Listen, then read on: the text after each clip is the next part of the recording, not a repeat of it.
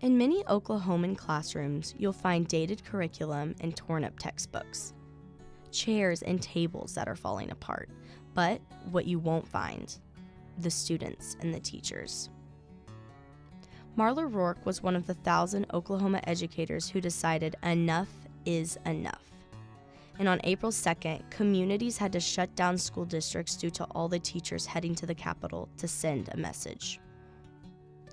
Marla has been a dedicated third grade teacher for 26 years, sacrificing her family, weekends, and using her own expenses for her students. She's had to do this because within the past decade, Oklahoma legislators have cut funding for education by $1 billion, causing teachers all over the state to do the same as Marla.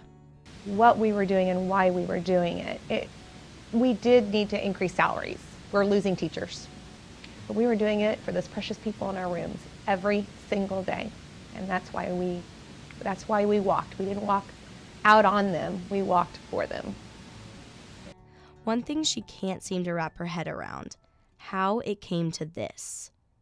In the midst of fighting for her students, Marla received backlash from legislators and fellow Stillwater residents.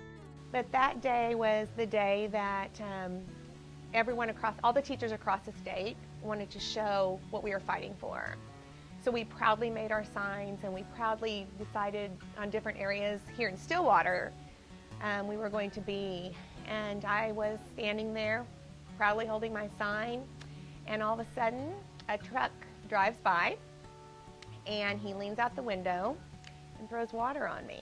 And it startled me because at first I didn't know what it was, so my first reaction was I wanted to make sure it wasn't anything dangerous. And then I looked down and he's leaning outside, the passenger was leaning outside the window, pointing and laughing.